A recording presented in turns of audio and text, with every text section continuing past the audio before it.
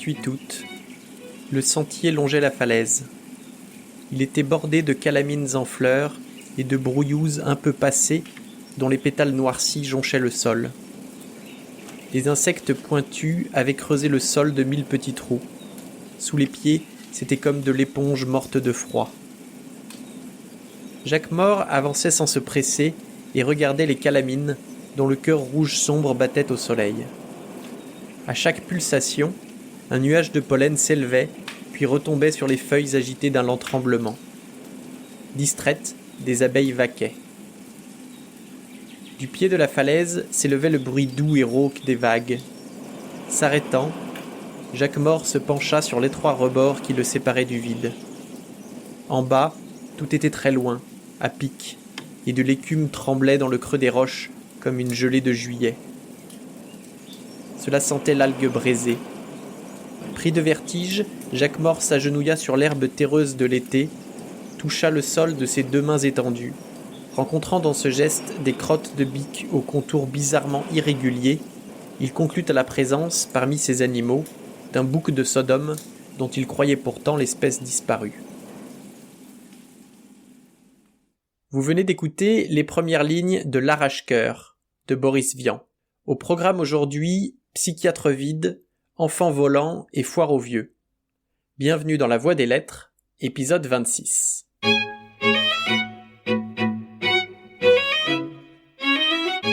Jacques Maure débarque au début du roman à la campagne, dans une maison où Clémentine est sur le point d'accoucher. Son mari, Angel, qu'elle a menacé d'un revolver parce qu'elle n'aime pas qu'on voie son gros ventre, attend dans la pièce d'à côté. Jacques Maure prend les choses en main et commande les domestiques pour qu'ils lui apportent tout le matériel nécessaire. Étant psychiatre, il n'a aucune idée de la marche à suivre, mais Clémentine parvient à accoucher de trumeaux, c'est-à-dire de jumeaux et d'un 3e bébé. Il faudra les baptiser.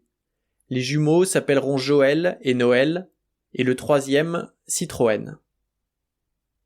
Dans les jours qui suivent, une conversation entre Angel et Jacques Maure nous en apprend plus sur l'origine du personnage principal. Jacques Maure est né l'année précédente, avec à côté de lui une notice indiquant « Psychiatre, vide, à remplir ».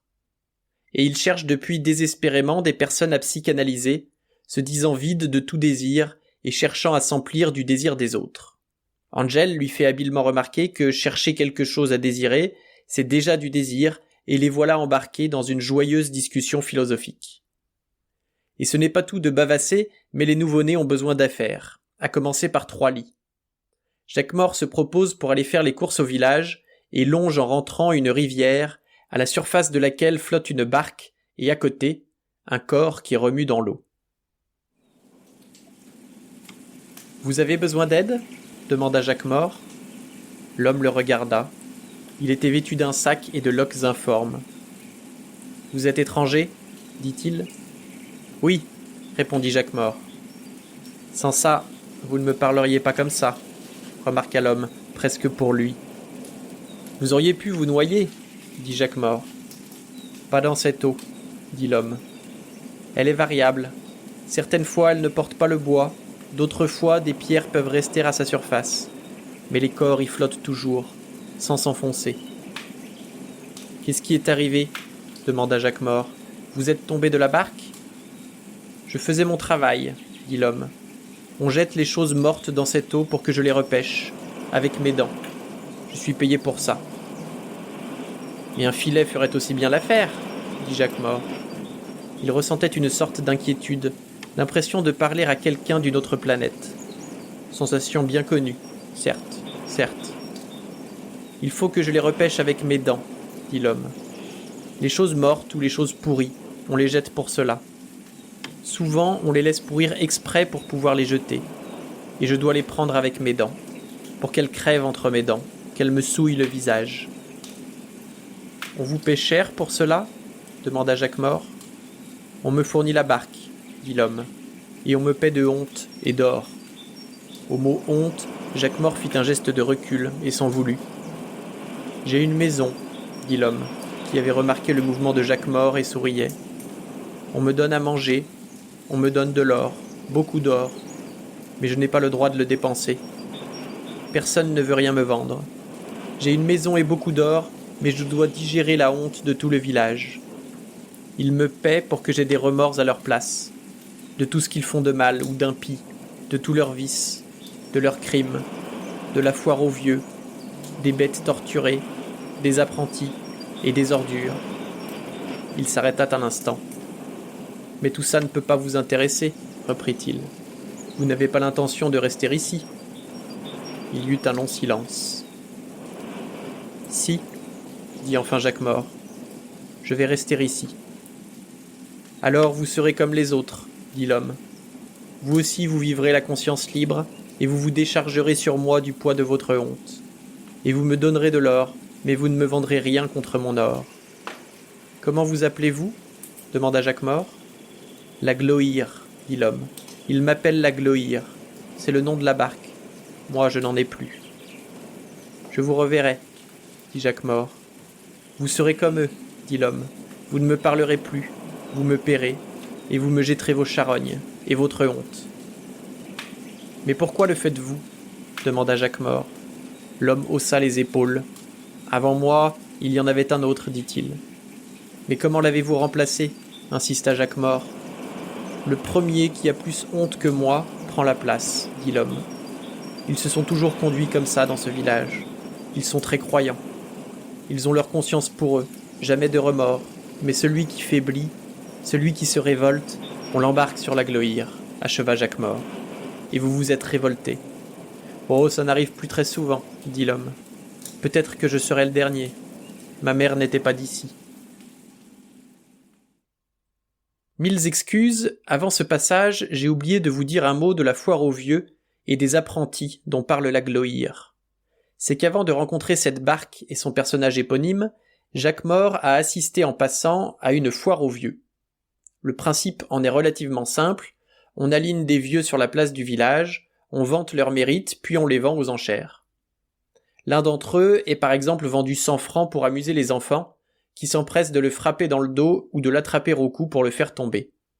Drôle d'époque. Pour les apprentis, c'est encore plus expéditif. Ce sont des gosses qui travaillent jusqu'à l'épuisement et qu'on remplace dès qu'ils meurent, c'est-à-dire assez souvent. Jacquemort voit l'un d'entre eux pendant qu'il commande des lits pour les trumeaux chez le menuisier. C'est moins coûteux à la main, dit le menuisier, parce que les machines, ça revient cher, tandis que des ordures comme celui-ci, on en a 13 à la douzaine. Pragmatique. Mais reprenons le récit. Après une visite de l'église dont je vous épargne les détails, et 2 tentatives infructueuses pour psychanalyser la nurse, on retrouve Jacquemort au milieu des trumeaux, qui explorent à 4 pattes le monde qui les entoure. Jacquemort surveillait Citroën. Celui-ci, le nez vers le sol, tournait maintenant avec la dernière énergie. Puis ses mouvements se ralentirent et il s'assit. Son regard s'éleva sur le guéridon. « Qu'est-ce que tu penses ?» demanda Jacquemort. « Bah !» dit Citroën. Il tendit sa main vers l'objet, trop loin. Il se rapprocha sans quitter la position assise et, saisissant délibérément le bord entre ses doigts, il se mit debout. « T'as gagné, » dit Jacquemort. « C'est bien comme ça qu'on fait. »« Oh, bah !» répondit Citroën, qui lâcha, retomba d'un coup sur les fesses et parut étonné. « Voilà, » dit Jacquemort, « il ne fallait pas lâcher. C'est simple. Dans 7 ans, tu feras ta première communion, dans 20 ans, tu auras fini tes études, et 5 ans plus tard, tu te marieras. » Citroën hocha la tête d'un air peu convaincu et se remit debout en un rien de temps. « Bien, » conclut Jacquemort. « Ben, il va falloir prévenir le cordonnier, ou le maréchal Ferrand. On les élève très durement par ici, tu sais. Et puis, on ferre les chevaux et ils ne s'en portent pas plus mal. C'est comme ta mère voudra. » Il s'étira. Quelle vie. Et personne à psychanalyser. La boniche se montrait toujours intraitable. Aucun progrès. « C'est moi qui vous emmènerai, mes cocos, » dit-il. « Ça fait des semaines que je n'ai pas mis les pieds au village. » Citroën, maintenant, tournait autour du guéridon, mais debout. « Dis donc, » observa Jacquemort, « tu apprends vite. Après tout, tu seras peut-être en avance sur mon programme. Enfin, ça va me faire quelqu'un avec qui me balader. » Si vous trouvez que ce roman n'a aucun sens, rassurez-vous, ça ne fait que commencer. Et si vous vous demandez qui peut bien écrire un délire pareil, c'est qu'il est temps de vous présenter l'auteur. Boris Vian, né en 1920 près de Paris, est un artiste touche-à-tout qui fut, tenez-vous bien, écrivain, poète, parolier, chanteur, critique musical, trompettiste de jazz, directeur artistique, scénariste, traducteur, conférencier, acteur et enfin peintre. À sa formation d'ingénieur de l'école centrale, à Paris, il préfère une carrière artistique, dont on retient aujourd'hui ses romans et, bien sûr, certaines de ses chansons. Fais-moi mal, Johnny, Johnny, Johnny, envoie-moi au ciel. Zoom, fais-moi mal, Johnny, Johnny, Johnny, moi j'aime l'amour qui fait boum. Il va lui faire mal. Si on se concentre sur sa carrière littéraire, ce ne sont pas les romans signés de son nom qui lui assureront le succès, mais les œuvres de Vernon Sullivan, et en particulier J'irai cracher sur vos tombes, publié en 1947. Il écrit ce livre sous pseudonyme suite à la demande d'un éditeur qui le pousse à écrire un roman noir dans le style de Tropique du cancer de Henry Miller. Il brouille encore plus les pistes en écrivant une préface, signée Boris Vian, dans laquelle il explique avoir reçu l'œuvre d'un confrère américain, Vernon Sullivan, qu'il se contente de traduire. Les passages obscènes, immoraux et pornographiques font évidemment scandale, ce qui assure au livre une bonne publicité et un certain succès. S'il écrira d'autres œuvres sous le pseudonyme de Vernon Sullivan, c'est de son vrai nom que Boris Vian signe son roman le plus connu, L'écume des jours, publié en 1946 et qui n'aura aucun succès de son vivant. Cet échec est peut-être dû à l'univers surréaliste dans lequel Vian fait évoluer ses personnages, ainsi qu'aux nombreux jeux de mots dont l'auteur est friand. On y voit en effet un cuisinier pêcher des anguilles dans le robinet de la cuisine, un collectionneur des œuvres de Jean Solpartre, ou encore le fameux pianoctail, un piano concoctant des cocktails dont le goût correspond à la mélodie jouée. Ce chef-d'œuvre a su depuis conquérir de nombreux lecteurs et a été adapté en 2013 au cinéma par Michel Gondry, avec Audrey Tautou et Romain Duris dans les rôles principaux. Si le surréalisme ne vous fait pas peur, L'écume des jours est fait pour vous. On retrouve d'ailleurs dans L'Arrache-cœur des procédés similaires, notamment dans l'extrait qui va suivre. La couturière faisait à ce moment un petit nid de smock à la ceinture de la robe, une jolie simple de piqué blanc que Clémentine portait la veille. Mais elle travaille vraiment les yeux fermés ? Insista Jacques Maure, étonné et affirmatif comme pour se convaincre. On a tort de dire les yeux fermés, Ferranta le maréchal. On n'a pas les yeux fermés parce qu'on met des paupières devant. Ils sont ouverts dessous. Si vous roulez un rocher dans une porte ouverte, elle n'est pas fermée pour cela. Et la fenêtre non plus d'ailleurs, parce que pour voir de loin, c'est pas des yeux qu'on se sert, et donc vous ne comprenez guère les choses. Eh bien, dit Jacques Maure soufflé, si vous croyez que c'est votre charabia qui va m'éclairer, vous avez un culot peu commun. Je n'ai rien de commun, dit le maréchal, surtout avec vous. Laissez travailler cette vieille morue et foutez-nous la paix. Bon, dit Jacques Maure. Bon, oh bon, je m'en vais. Bon vent, approuva le maréchal. Au revoir, monsieur Jacques Maure, dit la couturière. Elle coupa le fil avec ses dents, comme une parque dont les ciseaux sont chez le repasseur. Jacques Maure, vexé, sortit avec dignité. Il lança une flèche ultime. « Je vais troncher votre bonne. »« Grand bien vous fasse, » dit le maréchal. « Je l'ai tronchée avant vous et c'est pas fameux. Elle remue pas les fesses. »« Je remuerai pour deux, » assura Jacques Maure, « et je la psychanalyserai. » Il se retrouva fièrement dans la rue. 3 cochons passaient, marquant le pas en grognant. Il allongea un bon coup de pied dans le derrière du 3e qui lui paraissait vicieux et reprit sa route, Jacques Maure. L'Arrache-cœur, publié en 1953, est le dernier roman achevé par Boris Vian, qui meurt en 1959, à 39 ans. Moins surréaliste, malgré les limaces bleues que les enfants avalent pour pouvoir voler, ou les combats de boxe entre le diable et le curé, L'Arrache-cœur est tout de même construit sur une narration absurde et décalée. Les éléments dissonants sont amenés progressivement, ce qui en fait une œuvre à mon avis plus accessible que L'écume des jours. Au-delà de leur caractère onirique et délirant, les œuvres de Boris Vian sont de véritables satires sociales. Les injustices sont volontairement exagérées et les valeurs morales parfois inversées afin de questionner le lecteur sur ses idéaux et son mode de vie. Les thèmes abordés dans l'Arrache-cœur sont chers à l'auteur, notamment la critique de la psychanalyse, la question de la mort, du vide ou encore le refoulement de la honte.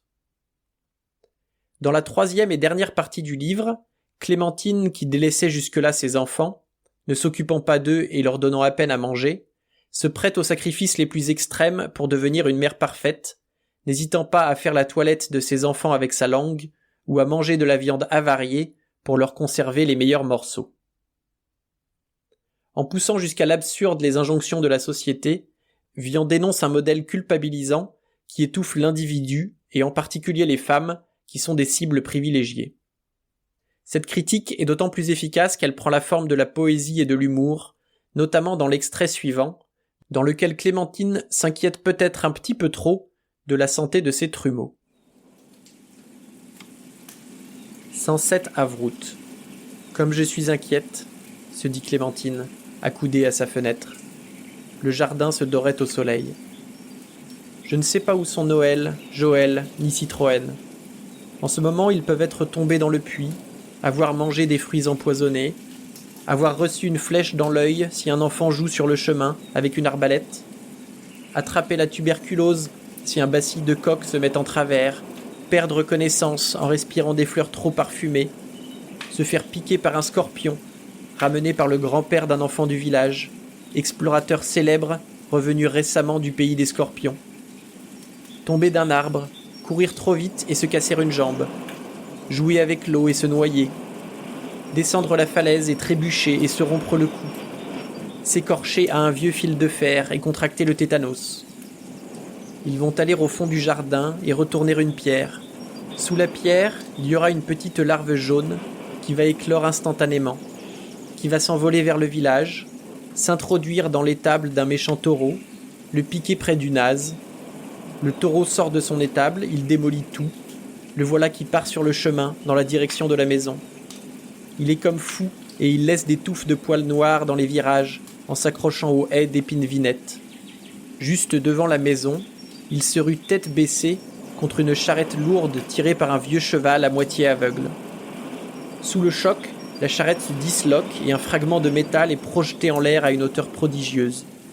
C'est peut-être une vis, un boulon, un écrou, un clou, une ferrure du brancard, un crochet de l'attelage, un rivet des roues, charronné, puis brisé, réparé au moyen d'éclisses de frêne taillées à la main, et le morceau de fer monte en sifflant vers le ciel bleu.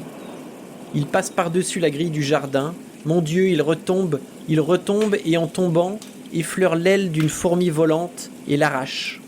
Et la fourmi mal dirigée, perdant sa stabilité, vague au-dessus des arbres comme une fourmi abîmée, s'abat soudain dans la direction de la pelouse. Mon Dieu, il y a là Joël, Noël et Citroën. La fourmi tombe sur la joue de Citroën et, rencontrant peut-être des traces de confiture, le pique.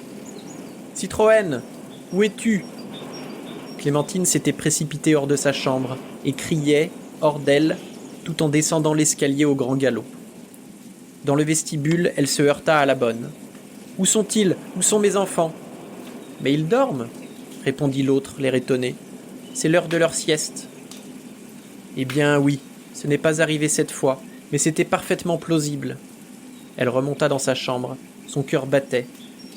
Et quand ils seront plus grands, ah là là. Oui, voilà les deux choses terrifiantes, évidemment. Qu'ils grandissent et qu'ils sortent du jardin. Que de dangers à prévoir. C'est vrai, une mère doit tout prévoir. Mais laissons ça de côté. Je réfléchirai à tout ça un peu plus tard. Je ne l'oublie pas. Grandir et sortir. Mais je veux me contenter du jardin pour le moment. Rien que dans le jardin, le nombre d'accidents est énorme. Ah, justement, le gravier des allées. Combien de fois n'ai-je pas dit qu'il était ridicule de laisser les enfants jouer avec le gravier ? S'ils en avalent, on ne peut pas s'en apercevoir tout de suite. Et 3 jours après, c'est l'appendicite. Obligé d'opérer d'urgence. Et qui le ferait ? Jacques Mort ? Ce n'est pas un docteur. Le médecin du village ? Il n'y a qu'un vétérinaire. Alors il mourrait, tout simplement. Et après avoir souffert, la fièvre, leurs cris, Non, pas de cris, il gémirait, ce serait encore plus horrible. Et pas de glace, impossible de trouver de la glace pour leur mettre sur le ventre. La température monte, le mercure dépasse la limite, le thermomètre éclate, et un éclat de verre vient crever l'œil de Joël qui regarde Citroën souffrir. Il saigne, il va perdre l'œil, personne pour le soigner. Tout le monde est occupé de Citroën, qui geint de plus en plus doucement. Profitant du désordre, Noël se faufile dans la cuisine.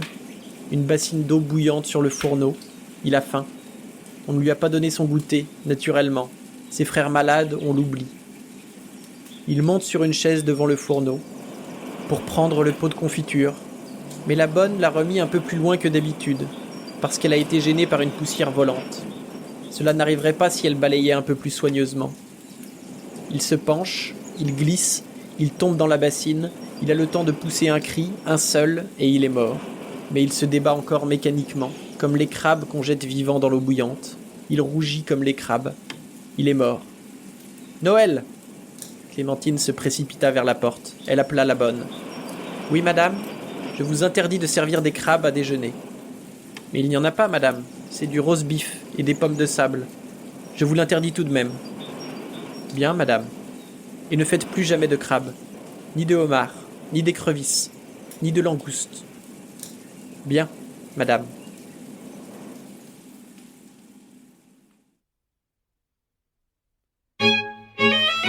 C'est tout pour aujourd'hui, merci d'avoir écouté jusqu'à la fin. Si cela vous a plu, je vous invite à partager autour de vous, à me suivre sur les internets, et je vous donne rendez-vous dans 2 semaines pour un nouvel épisode de La Voix des Lettres.